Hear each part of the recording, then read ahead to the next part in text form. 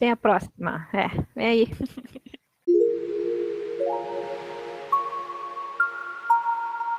Tá, uma API, tá. O que é uma API? Tipo, acho que eu... E a API? Mas... E a API?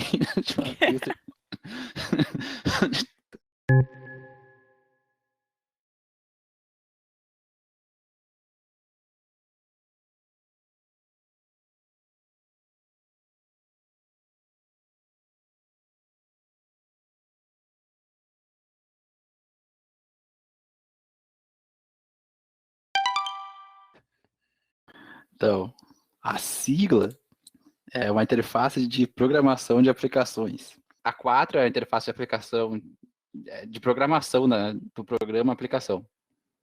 Mas enfim, tá mais ou menos ali, dá para dar um 0,5. Eu não sei o que é LMS, aí eu não sei o que é essa sigla aí. Ou a 5, não pula 5, a 5 é... Tá, mas a 5 tá errada.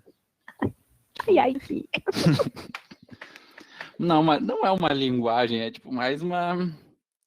É um sistema, assim, é uma ideia. Não é uma ideia, mas... É um conceito, né? Um novo conceito. É mais um conceito, assim, tipo... Dá pra dar um 0,5 pra explicação do Ike. Boa. Peraí que eu vou ligar a câmera aqui pra mostrar como eu tô sério. É uma chamada que tu faz, assim, pra algum lugar, assim, tipo, que espera daquele jeito específico. Então, por exemplo, sei lá, o pessoal lá precisa ver todas as... Não invoice, até todas as invoices de um cliente. Então, o Yugo espera de um jeito muito específico que tu chame na API deles, assim, daquele jeito muito certo lá para receber todas as informações que tu quer. Não, é que, para dar um exemplo de algumas pessoas estavam acompanhando o que eu estava fazendo com o negócio do ponto eletrônico, tá? É tipo, os sistemas que a gente tem na vida real, tu tem que ter uma maneira de interagir com ele, né?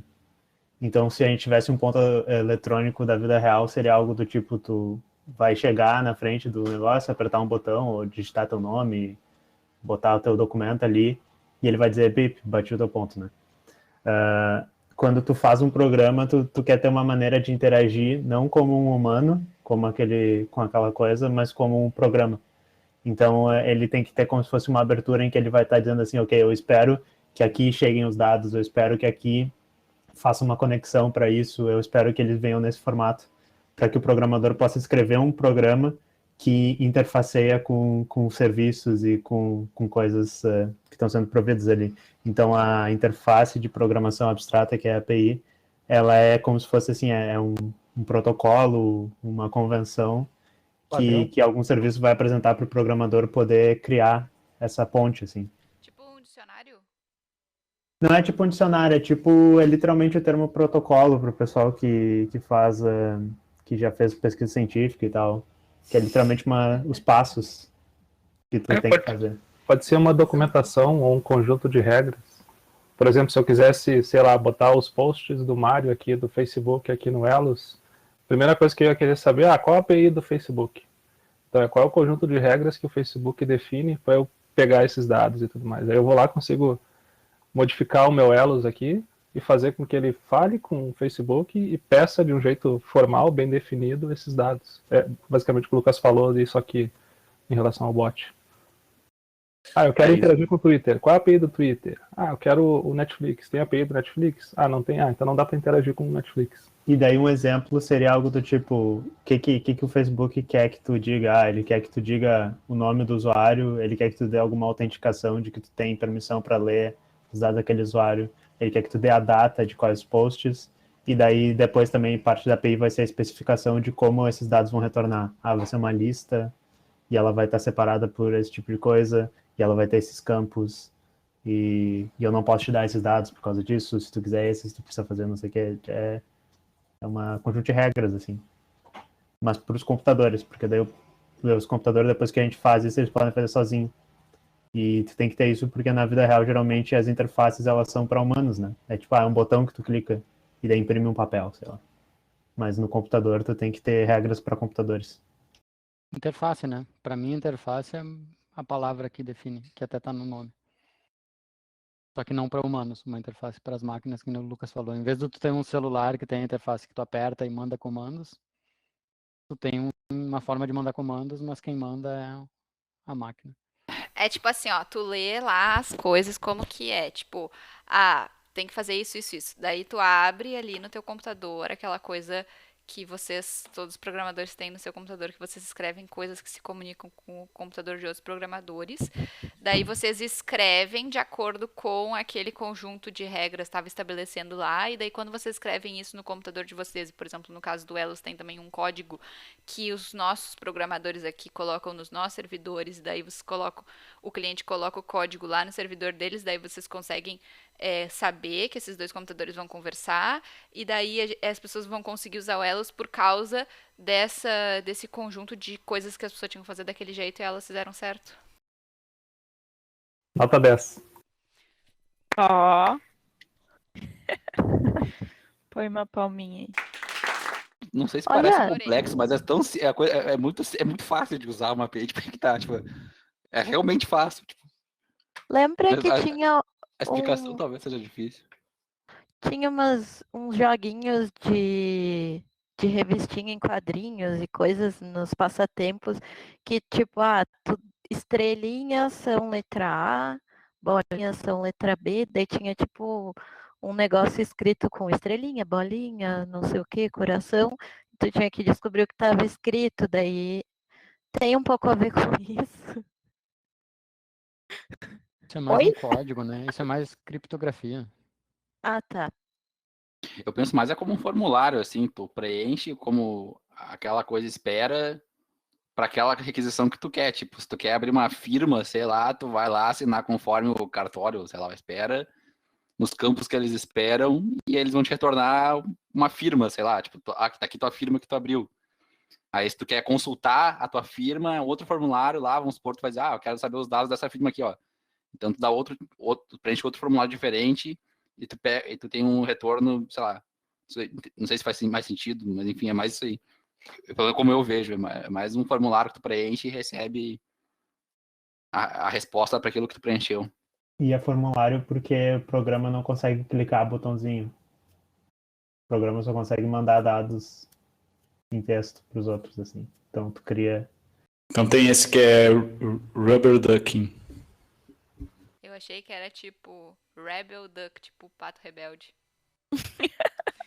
É Rubber.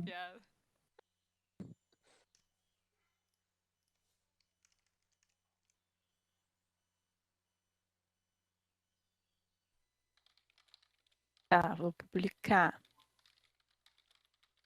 Eu falei, porque parece, tá? Mas é aquela técnica que usam quando pega um pato de borracha e fica explicando para ele, para poder organizar as ideias, organizar ali sei lá, o teu código, enfim, fica explicando para ele como se tivesse alguém explicando para tu organizar as ideias. Não sei, tem a ver? Lembrei. É porque o Gui ficou me falando uns negócios assim, e daí eu, tá, mas eu não entendi nada que tu falou dele. Ai, desculpa, eu só tava te usando de pato de borracha. Foi um negócio assim que ele. Foi uma coisa assim. Mas é exatamente isso, assim, é quando tu tá focado numa coisa há muito tempo, assim, e tu precisa de uma estratégia para enganar o teu cérebro para ele se reorganizar. Então, o pato de borracha é um treco meio lúdico que usa para uma situação dessa, assim, tu começa a verbalizar o que tu tá fazendo e tal, e isso é uma técnica que às vezes ajuda a resolver os problemas. Acho que tem alguma coisa a ver com a maneira como o cérebro tem dois estados de funcionamento, né? O estado que responde às coisas imediatamente e um estado que tu só entra quando tem que resolver uma coisa muito complexa, assim. Então eu acho que tu desvia do complexo pro simples, e daí isso faz com que reorganize as coisas na tua cabeça. Diríamos que tu tira a atenção para aquilo que tu tá imerso, né? Porque ali tu tá, tipo, super com viés atencional para tudo aquelas coisas que tu tá fazendo. Aí se tu pega e troca a atenção para outra coisa e começa a explicar, vai vir várias redes semânticas ali que não estavam conectadas quando tu tava, né, super a fundo naquela tarefa. Aí ajuda. Acho que é isso. Pedro escreveu ali, dentação. Indentação.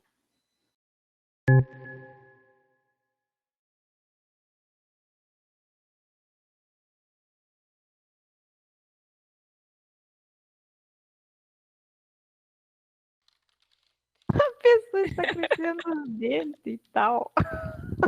Amei. Apareceram uns bem legais ali, hein?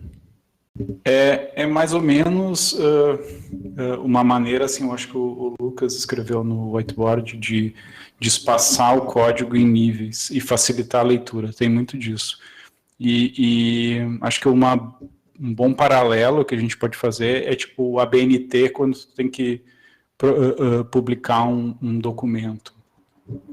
E então tu tem uma maneira de tu organizar visualmente o teu código mesmo, as tuas letrinhas lá, para que elas fique mais fácil de ler, mais fácil de entender o que está acontecendo, mais fácil de determinar os escopos das coisas. Escopo é uma outra coisa que a gente podia ter abordado aqui, mas daí fica de tema de casa, ver o que é escopo. Kubernetes, então? Isso, daí termina. Tá.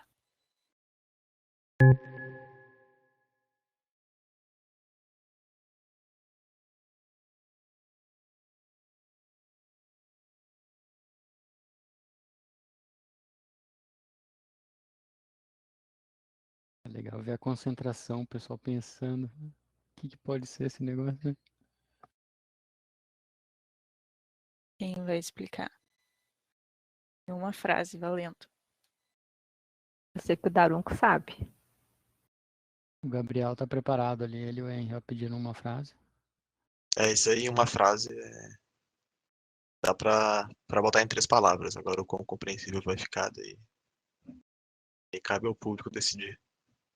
Os Kubernetes é um sistema de gerenciamento de containers, ou, como eles preferem, é um orquestrador de containers. Então, isso é o máximo que eu consigo explicar em uma frase. E Eu acertei! Tu botou? Qual é Caminhoneiros. o teu? Caminhoneiros. É mais barco. É mais Ai. dirigindo um barco com containers. Ah. Ok. Tá valendo, tá valendo. Um Por ponto. que é mais barco? Acho que o Daronco só quer tirar a vitória da Fá. Não, é sério. Não, mas eu entendi o ponto Por que, dele. então? É, tem toda essa analogia com mar, com tu transportar containers, com tu botar as aplicações dentro de containers. E aí tem outras aplicações que eles botam esses nomes assim também.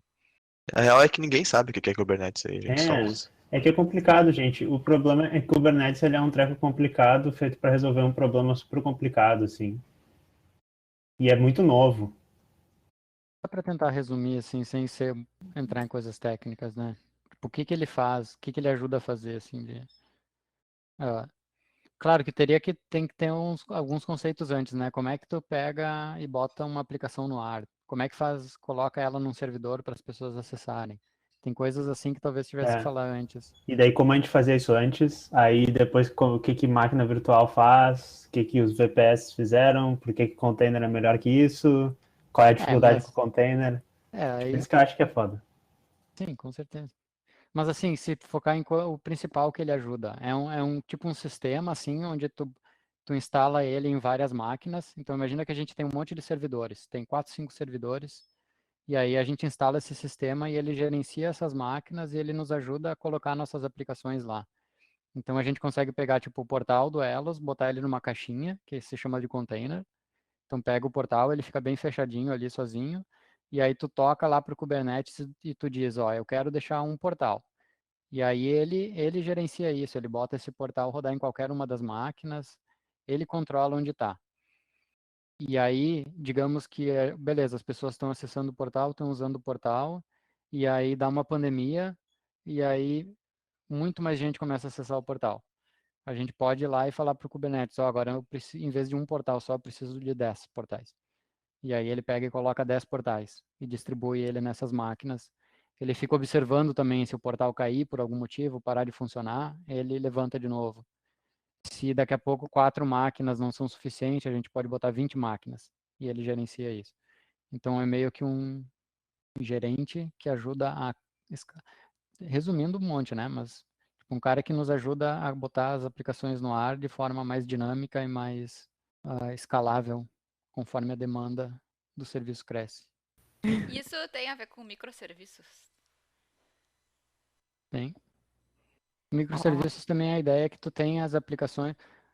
Aí vem aquilo que o Lucas falou, né? A gente tem que explicar como fazia antigamente, como faz agora. Aí é meio difícil, mas antigamente eram mais coisas assim. Tu tinha uma máquina e aí tu botava tudo rodar nessa máquina. Tu tinha que rodar o portal, aí tu tem que instalar um monte de coisa.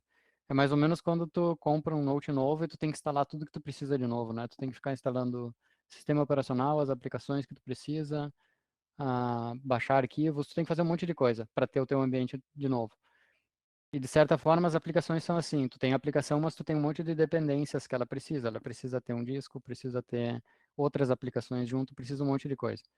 E aí se tu tem uma máquina e tu tem que botar a aplicação rodar lá, tu tem que instalar esse monte de coisa. Só que aí isso está migrando, já faz algum tempo, mas agora já está, essa ideia de microserviços está mais forte, talvez, que é tu, em vez de tu instalar tudo isso numa máquina, tu cria esses containers com cada coisa isolada. Então tu tem o portal, é um container, o LB em si ele não é um container, ele tem uns 5, 6, 7 containers separados. E aí cada um deles é como se fosse um microserviço, por isso que falam. É um serviço que não é tão grande que nem antes, que fazia um monte de coisa, agora ele faz, em vez de tu ter um serviço que faz um monte de coisa, hoje tu tem 10 serviços, cada um faz uma coisinha bem pequena e eles conversam entre si. E aí o Kubernetes ajuda porque ele te ajuda a botar isso no ar de uma forma mais fácil, que sem Kubernetes ou sem alguma plataforma tipo Kubernetes, assim, fica mais difícil, tu acaba tendo que instalar muito mais como era antigamente, instalar tudo na máquina e fazer ele se comunicar. Gente, amei. Eu aprendi um monte de coisa. A gente tem que fazer mais. Adorei. Então, tá, eu acho que é isso. Muito obrigada pela participação de todos. Aprendemos bastante. E esse vídeo é para comemorar o dia de hoje, que não é hoje, né? Hoje é a gravação, mas o dia que o vídeo será postado. Que é o dia do programador. Parabéns a todos os Parabéns. programadores. E aniversário do Daronco. E aniversário do Daronco. Parabéns, Que Daronquinho. dia é o dia do programador? Valeu. É 13. hoje, Daronco, dia 13. Dia 13 começa o curso de Kubernetes. Ó, nada é por Time. acaso. Valeu, Então tá, pessoal. galera. Até mais. Valeu. É, Até mais.